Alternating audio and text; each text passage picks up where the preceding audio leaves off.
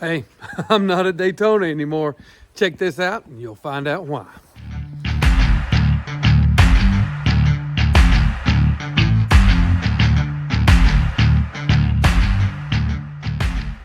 Well, thought I'd give you guys an update on Daytona.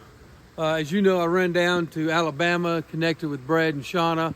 Got to see their little miniature potbelly pig, which that's a story all of its own. Let me introduce you to what was supposed to be a miniature potbelly pig at my buddy's house.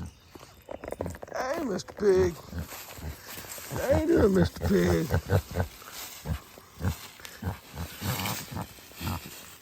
That's the way I sound in the morning when I wake up. But we had a good time. We made it down there, got our tents and everything set up at the Cabbage Patch.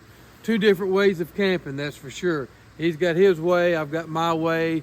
His takes two motorcycles to haul all their camping gear.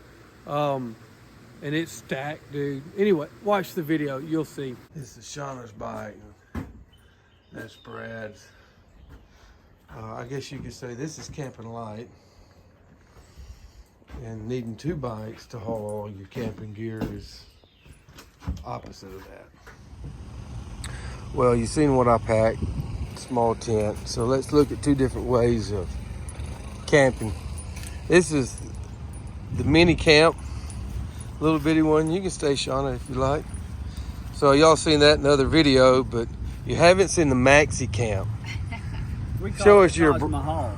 The what? The Taj Mahal. Is that hall because of your last name? Well, I just thought about that as I said it, but it wasn't until I said that Taj Mahal or Hotel Hall.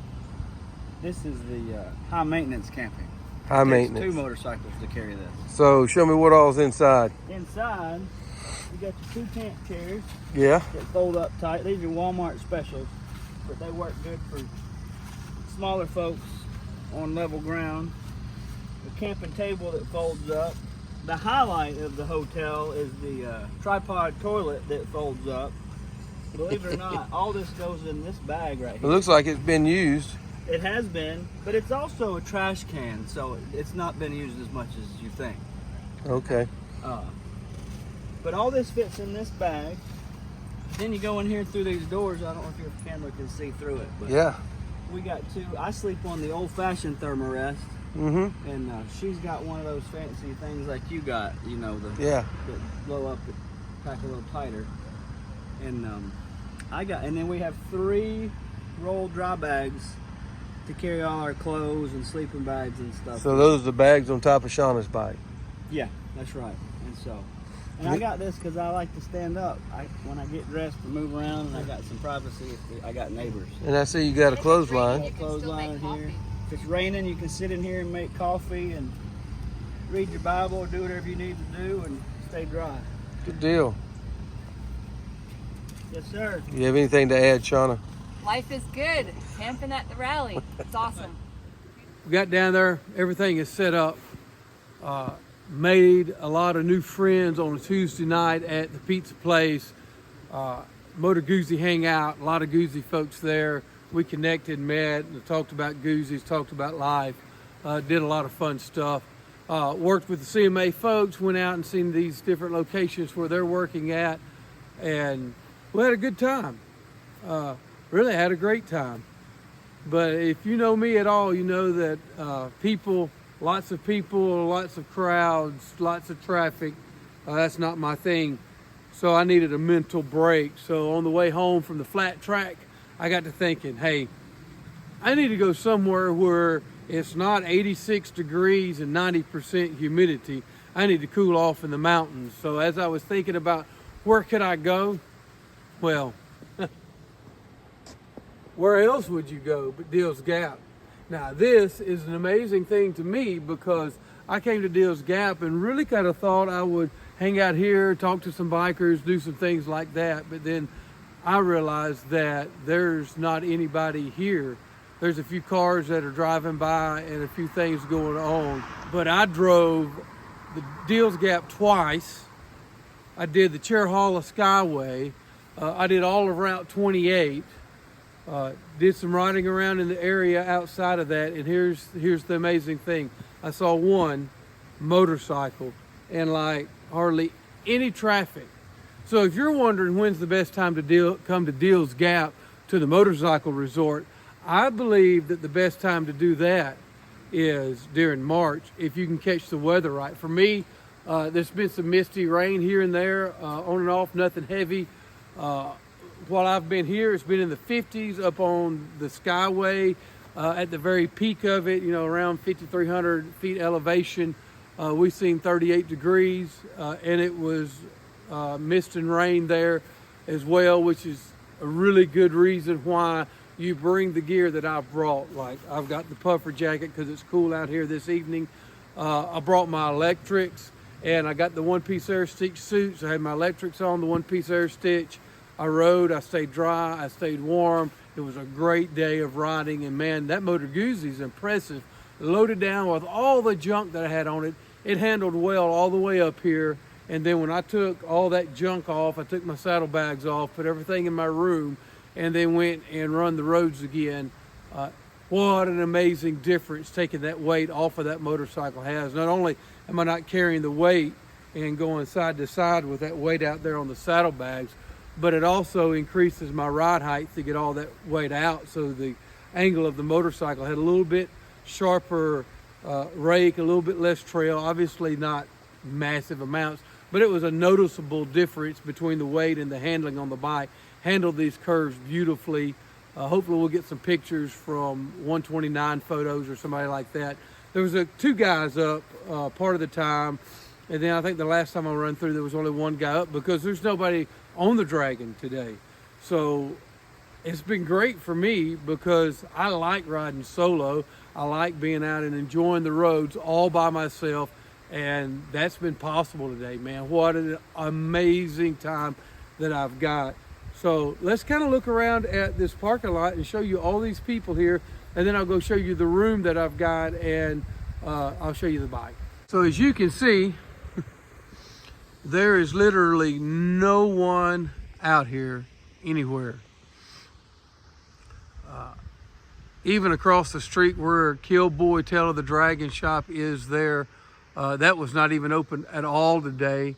The diner here closed at 4 o'clock, and then the Dragon General store over here, it closed at 5 o'clock. So it all worked out well. So let me go show you my accommodations and some things going on. But in the meantime, this Deals Gap Resort, man, these guys really super nice people.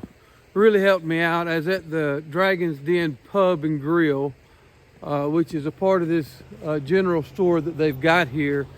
And they really went above and beyond to help me out. I didn't want to get on the bike, drive into town somewhere, get something to eat, but I wanted something to eat later tonight. I wanted something hot. So I was going to just have them fix me a hot dog so I could warm it up. And the lady there, she said, the best thing that we've got, if you want to warm it up later, is let us do a barbecue sandwich for you, and we'll keep everything separate, and then you can heat it up in the microwave at night and everything work out well. And man, that's what they did. Everything's in a separate container. So I just get to heat it up and everything will work out great. So I'm looking forward to having that here after a while. And right here behind me is this tree of shame. Man, it's been a while since I've been in Deals Gap, but look at that tree of shame.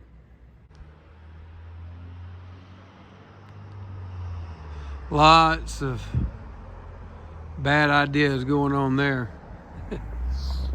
So check this out. You've got this Harley Davidson fender right up there. And you got all kinds of Harley windshields. And when I first came out here, this was just sport bike parts. But Harley has now made their mark. And as you know, it's not true for all of them, but a lot of Harleys have almost no ground clearance whatsoever.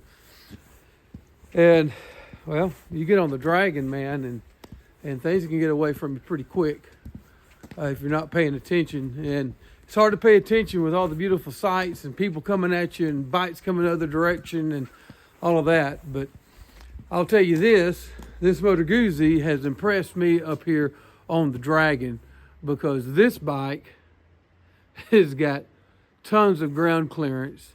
It really, you can drive it deep into the corners and you're not grinding on anything. You're not dragging corners. Works really well. The shocks I've got on it are made for a different model Moto Guzzi, which are a 1/2 inch taller, gives me a little bit more ground clearance, but I couldn't be more happy with the way the Goose handled it. It's just really done a superb job running around here all day long. I run the tires all the way to the edge. No chicken strips, for those that know what those are, but man, it's just been an animal of a motorcycle. So let's go in here to my room and let's check it out, just in case you haven't been to Deal's Gap.